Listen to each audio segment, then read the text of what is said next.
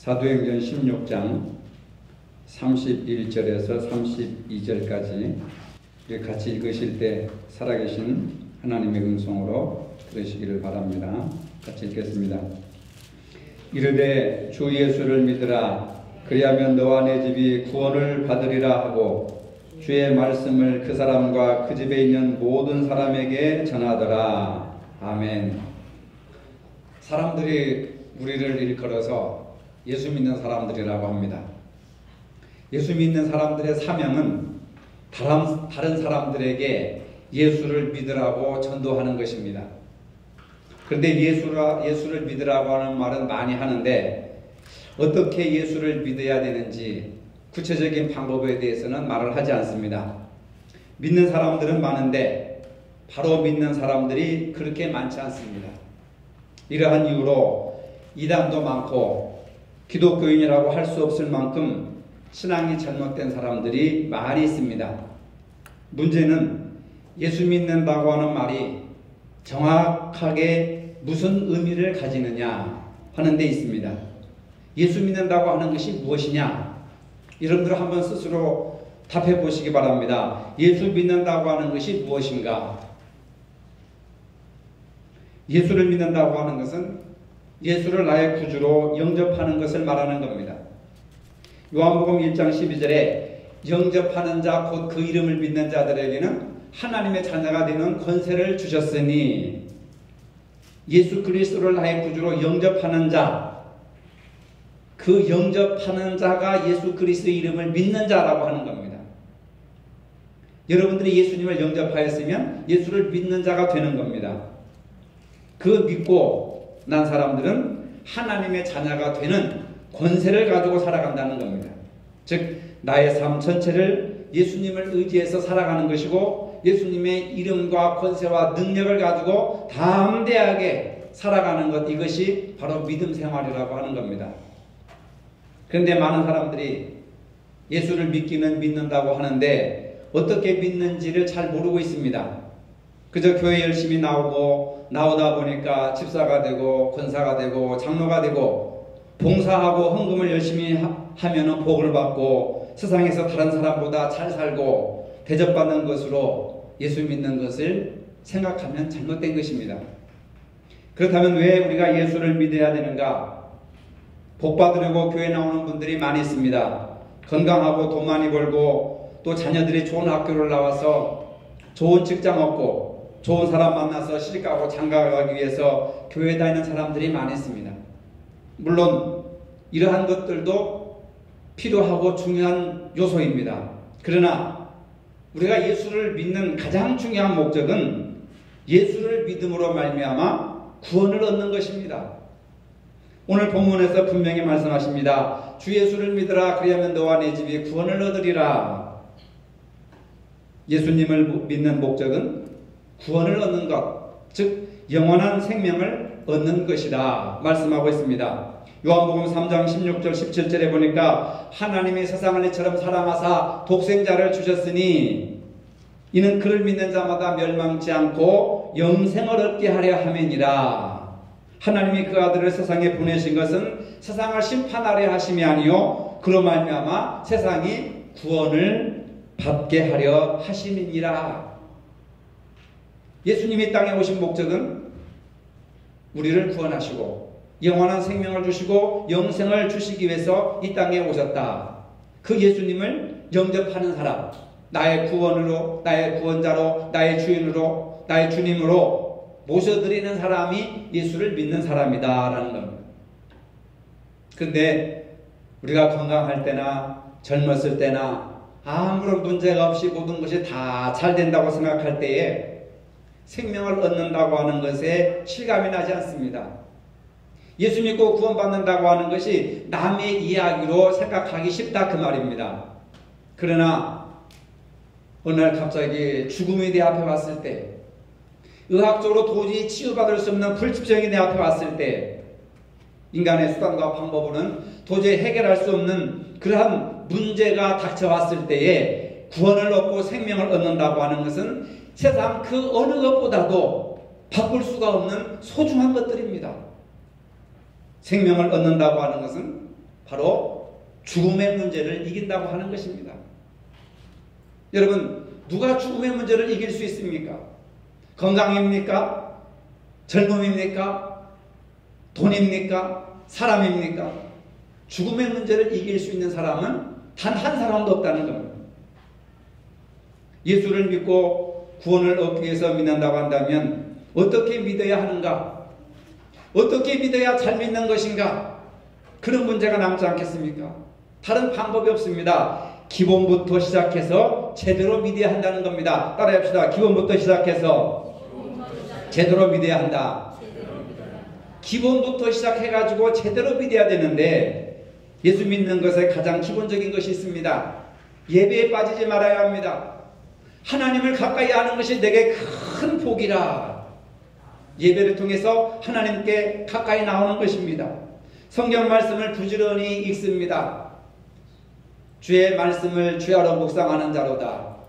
하나님의 말씀을 주야로 묵상하는 자, 읊조리는 자.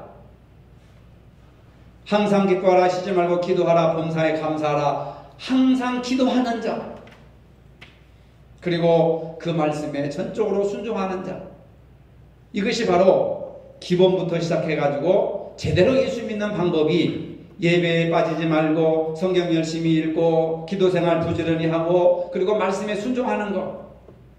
얼마나 간단한 것입니까? 얼마나 단순한 것입니까? 그렇지만 우리가 이 기본적인 것조차도 무시해버리니까 나는 예수를 잘 믿는 것 같은데 열매가 없습니다. 나는 예수를 잘 믿는 것 같은데 돈이 안 됩니다. 예수를 정말 잘 믿는 것 같은데 덕이 안 됩니다.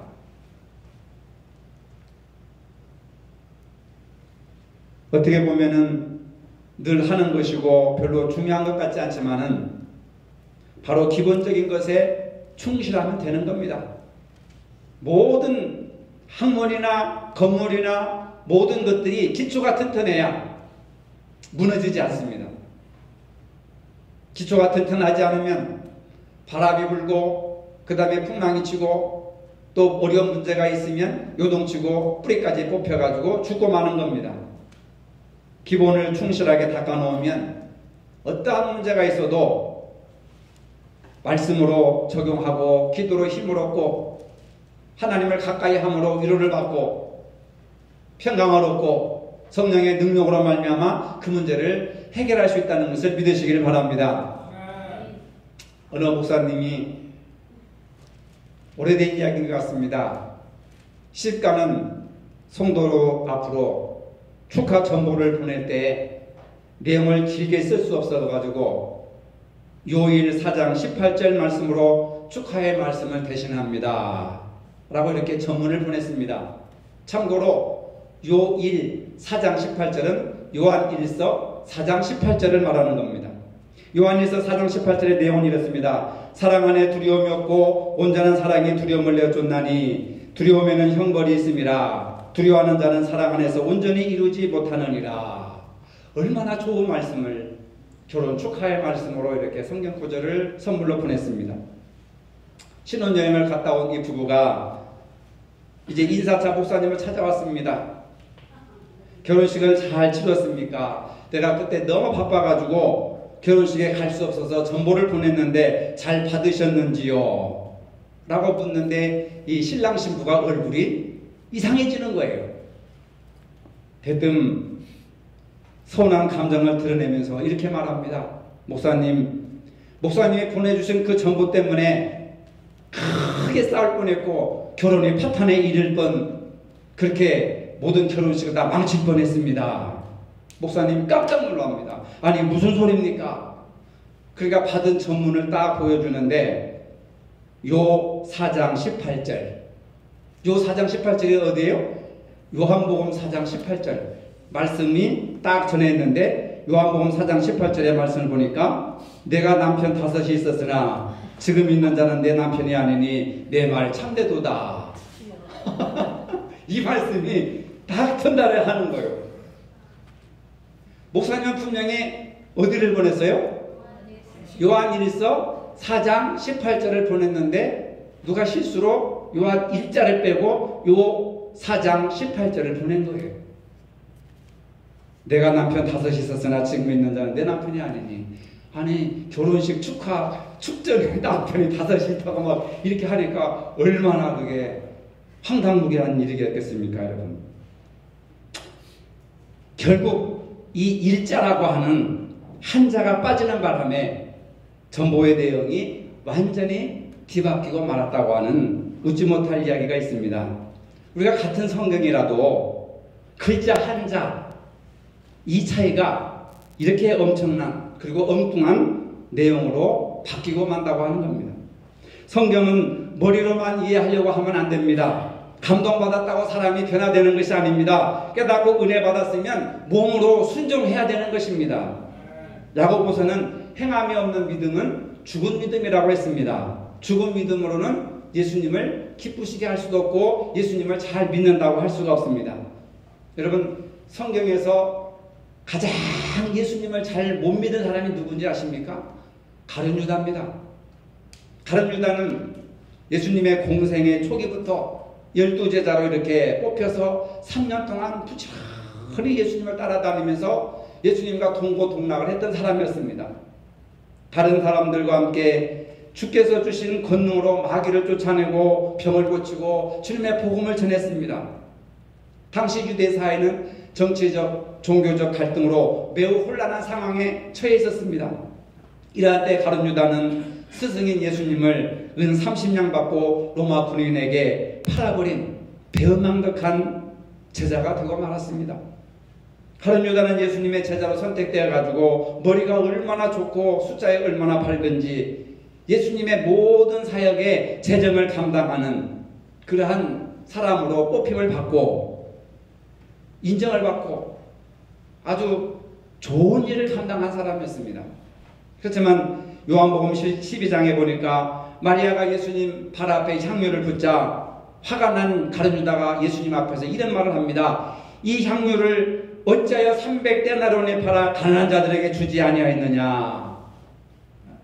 예수님이 보는 데 앞에서 예수님 앞에 향유를 부는 것이 어리석은 짓이라는 겁니다. 이 비싼 돈을 가지고 가난한 사람들을 구제하지 어떻게 예수님 한 사람에게 허비하느냐.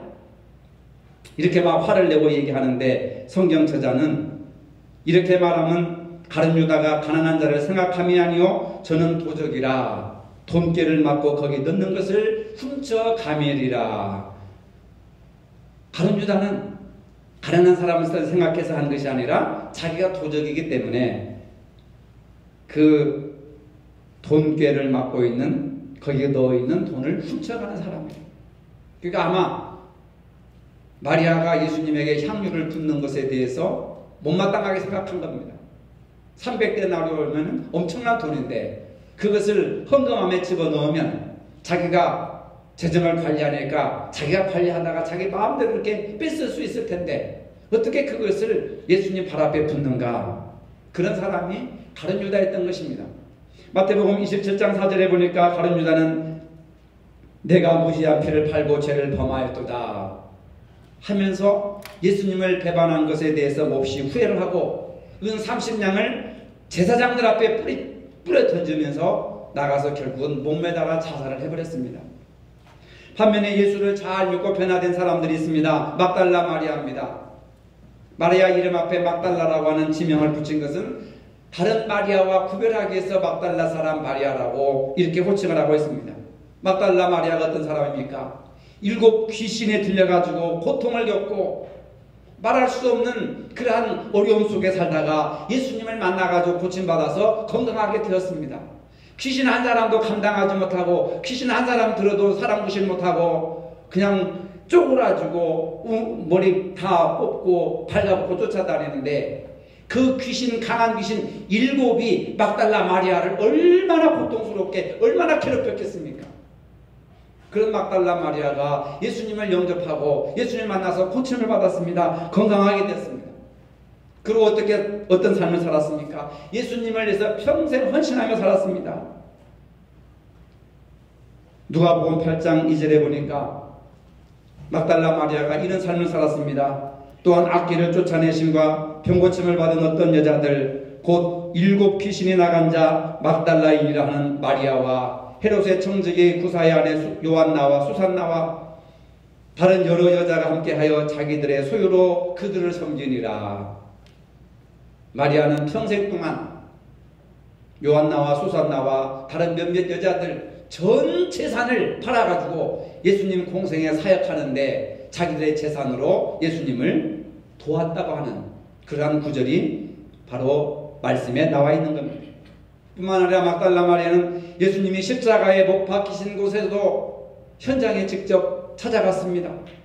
예수님의 시신을 무덤에 안치한 후에도 도망가지 않았습니다. 두려워하지 않았습니다. 그리고 부활하신 예수님을 처음 만나는 영광을 누렸습니다.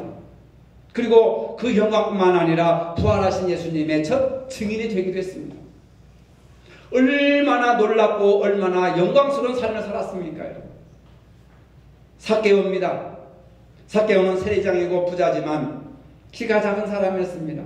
키가 작아 예수님이 지나갈 것으로 예상되는 길목에 나무 위로 올라갔습니다. 예수님은 삭개오를 쳐다보시며 말씀하셨습니다. 삭개오야, 속히 내려오라. 오늘 내 집에 유하여야 하겠다.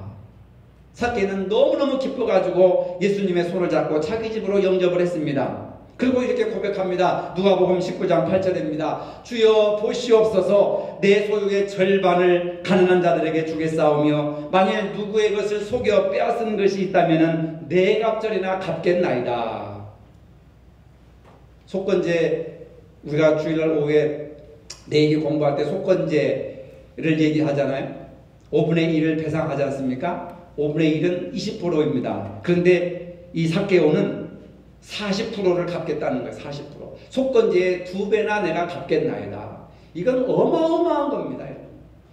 바로 내 소유에 빼앗은 것이 있다면 내 갑절 40%를 내가 갚겠다. 속건제에서는 최고로 많이 갚는 것이 20%인데 삭개오는 더블로 네 갑절이나 갚겠나이다. 삭개오의 말씀을 듣고 예수님 말씀하십니다. 오늘 구원이 이 집에 이르렀으니 이 사람도 아브라함의 자손이미로다. 인자가 온 것은 잃어버린 자를 찾아 구원하려 함이니라. 할렐루야. 구원이 이루어진 겁니다. 예수님을 영접하여서 구원이 이루어진 겁니다. 그 다음에 사도 요한입니다. 사도 요한은 갈릴리 바닷가에서 고기잡이 하던 평범한 사람이었습니다. 예수님으로부터 부름을 받았습니다. 그런데 이 사람이 왜 예수님을 믿고 따랐느냐 하면 예수님이 왕이 되면은 자기를 높은 권세, 세상에서 출세를 시켜줄 것이라는 분으로 믿고 예수님을 따라다닌 거예요. 그런데 예수님을 믿으면 세상적으로 출세하는 것이 아니라고 하는 것을 깨닫고 나서부터 예수님을 더 잘 믿었습니다. 여러분, 많은 사람들이 교회를 다녀도 별 볼 일 없다. 교회를 다녀도 취직이 안 되고 자식들 성공도 못하고 빚만 늘어나고 뭐 어려움이 있는데 교회에 굳이 나갈 필요가 뭐가 있겠느냐. 이렇게 사람들이 많이 생각합니다. 그래서 신앙생활 하다가 떨어져 나가는 사람들이 많이 있습니다. 근데 사도 요한은 예수를 믿으면 출세할 줄 알았는데 예수님을 잘 보니까 그런 분이 아니거든요. 세상 출세시키기 위해서 이 땅에 오신 분이 아니거든요. 그래서 예수님을 제대로 믿고 나서부터 예수님을 더 사랑했습니다. 여러분, 사도 요한과 같은 믿음을 가지시기를 바랍니다. 예수님의 사랑받는 제자였습니다. 예수님이 가시는 곳 그림자처럼 따라다녔습니다. 얼마나 예수님을 사랑했느냐 하면 예수님이 십자가에 못 박혀 돌아가실 때 다른 제자들은 다 도망가 버렸습니다. 다 숨어버렸습니다. 그런데 사도 요한은 그 현장까지 직접 예수님이 돌아가시는 그 현장을 직접 목격하였습니다. 그리고 예수님이 돌아가시기 전에 요한에게 사랑하는 제자야, 사랑하는 자여, 여기 남아있는 내 어머니 너에게 부탁한다. 얼마나 예수님의 요한을 신뢰했으면 마지막 돌아가실 때 유언으로 자기 어머니를 부탁할 정도로 그렇게 요한을 신뢰했겠습니까? 예수님의 형제들도 있지 않았습니까? 여러분, 예수님께서 여러분들을 신뢰하시고 예수님께서 어떤 부탁을 하시든지 여러분들이 그것을 아멘으로 감당하실 수 있기를 바랍니다. 여러분, 예수님께서 어떠한 부탁을 하셔도 나는 그것을 감당할 수 있다. 그리고 예수님이 자기 어머니를 부탁할 정도의 신뢰관계를 형성해야 되지, 그게 예수를 잘 믿는 모습 아니겠습니까? 여러분, 예수님 무슨 말씀하시면 도망가려고 하고, 다른 제자처럼 다리야 나 살려라, 그냥 내가 살겠다고 다 도망가고, 예수님을 베드로처럼 3번이나 부정하고, 잘 믿는 게 아니잖아요. 물론 나중에 회개를 했지만 말입니다. 나중에 베드로와 함께 성전에 기도하러 올라가면서 안전병기를 고치고, 도미티안 황제가 기독교를 핍박할 때에도 그 핍박을 다 당하면서 밤모섬에 유배되어 가지고 주님의 계시를 받아서 요한계시록을 기록한 분이 사도 요한입니다.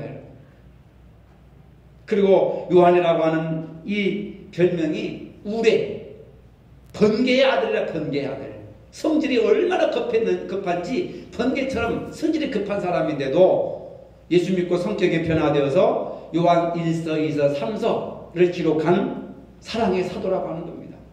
요한 1서, 2서, 3서 전부 내용을 보면 사랑에 관한 내용입니다. 요한계시록을 기록했습니다. 그 다음에 요한 1, 2, 3서를 기록했습니다. 이 요한이 누굽니까? 갈릴리 바다에서 고기 잡는 어부였습니다. 예수님을 잘 믿으니까 요한계시록을 기록하고 요한 1, 2, 3서를 기록하고 놀라운 기독교의 업적을 남긴 우리의 모델이 되고 있습니다. 여러분, 예수님을 잘 믿으면 이렇게 변화되는 줄로 믿으시기를 바랍니다. 가룟 유다는 예수님께서 신뢰하셔서 재정을 맡겼으나 도적이 되었습니다.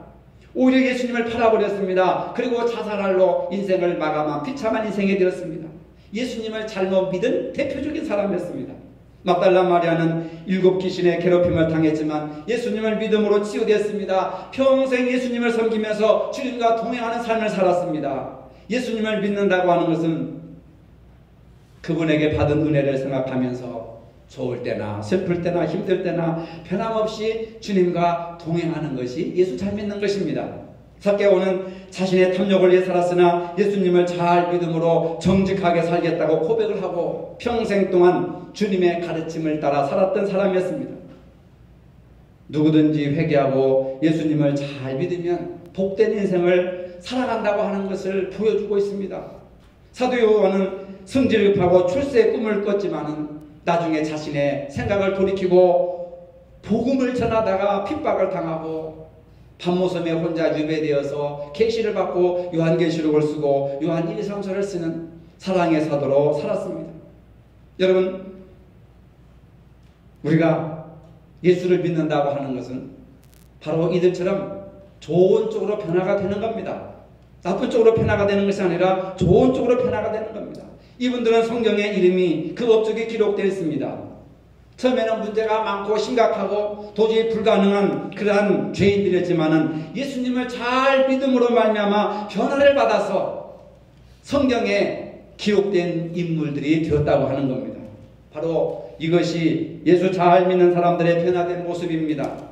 그런데 많은 교인들이 예수 믿는 것을 단순히 교회에 다니는 것으로만 생각을 합니다. 물론 교회를 다님으로써 시작하는 것이지요. 교회 다니면서 받은 직분은 주님을 위해 봉사하고 헌신하고 충성하는 것이 아니라 그 직분을 예수님보다 더 권세 있는 것으로 생각해가지고 그 직분을 받은 것이 곧 자신의 권세인처럼 행세하고 있다, 그 말입니다. 직분은 권세가 아니고 직분은 섬기는 것인 줄로 믿으시기를 바랍니다. 왜 예수를 믿어야 하는가?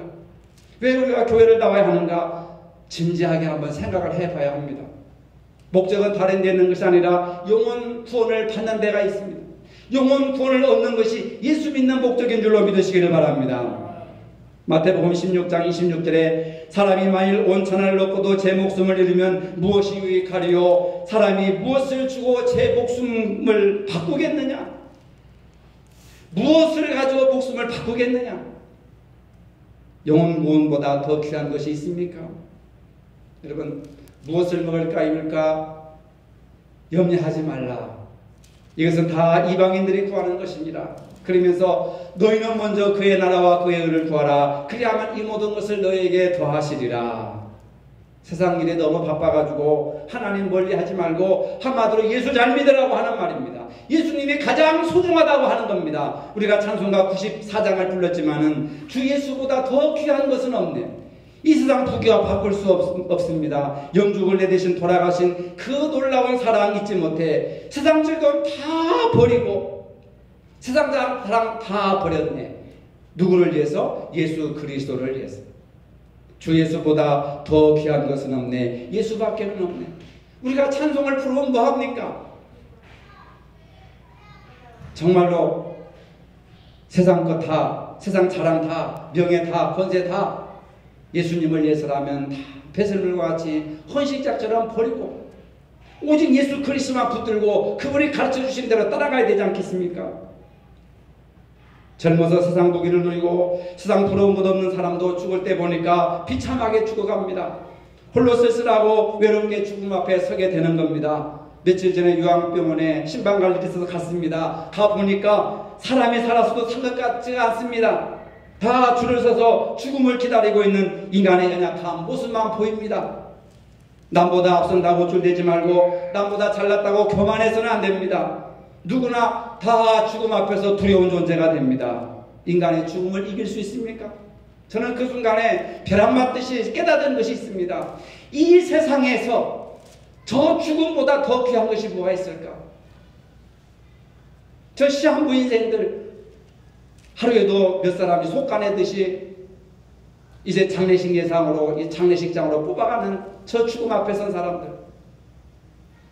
몇십 년 후에 내가 저 자리에 있을 것인가? 몇십 년 후에 또는 몇 년 후에 내가 죽는 자로 이렇게 뽑혀서 장례식으로 옮겨갈 것인가?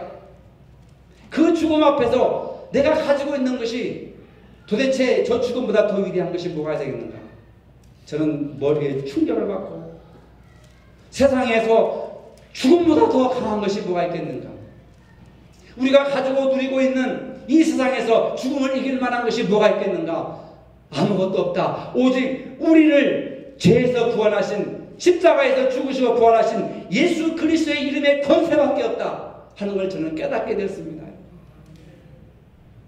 여러분, 오직 예수 그리스도의 이름뿐이라는 것을 믿으시기를 바랍니다. 이 세상에서 아무것도 없더라고요. 한번 여러분들 시간 되시면 요양병원에 한번 가보세요. 나이 드신 분들이 어떠한 모습으로 하루하루 생존해 나가고 있는지. 살았으나 생명이 없는 존재들이 그냥 기계처럼 앉아 있는 겁니다. 뽑아가지고 갖다 장례식장으로 싣고 가고.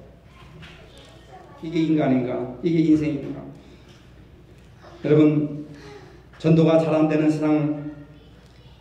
세상 사람들이 진짜 예수 잘 믿는 사람을 만나지 못해서, 그리고 예수를 엉터리로 믿는 사람들을 너무나도 많이 만나가지고 전도가 안 된다는 이야기가 있습니다. 교회는 주님을 따라 살아야 하고 주님을 닮는 사람이 되는 것입니다. 언제나 그리스도의 향기를 풍기며 살아야 하는 겁니다. 여러분들 성경을 하나님의 말씀으로 믿으신다면, 그렇다면 성경 말씀에 순종하며 살아야 합니다. 이것이 예수 잘 믿는 모습입니다. 옆 사람 한번 쳐다보고 인사합시다. 예수 잘 믿읍시다. 예, 예수 잘 믿읍시다. 예, 기도하겠습니다. 예수님을 잘 믿는 비결은 예수님을 영접하고 변화된 삶을 사는 것입니다. 막달라 마리아, 삭개오, 사도 요한이 그렇게 살았습니다. 주님 예수님을 잘 믿음으로 구원받게 하시고 영원한 생명을 소유하여서 하나님의 백성으로 살게 하여 주시옵소서. 예수님 이름으로 기도합니다. 아멘. 이제는 우리 주 예수 그리스도의 은혜와 하나님 아버지의 무한하신 사랑과 성령의 교통하심이 예수님을 잘 믿기를 원하는 모든 성도들 머리 위에 이제로부터 영원토록 함께 하시기를 축원하옵나이다. 아멘.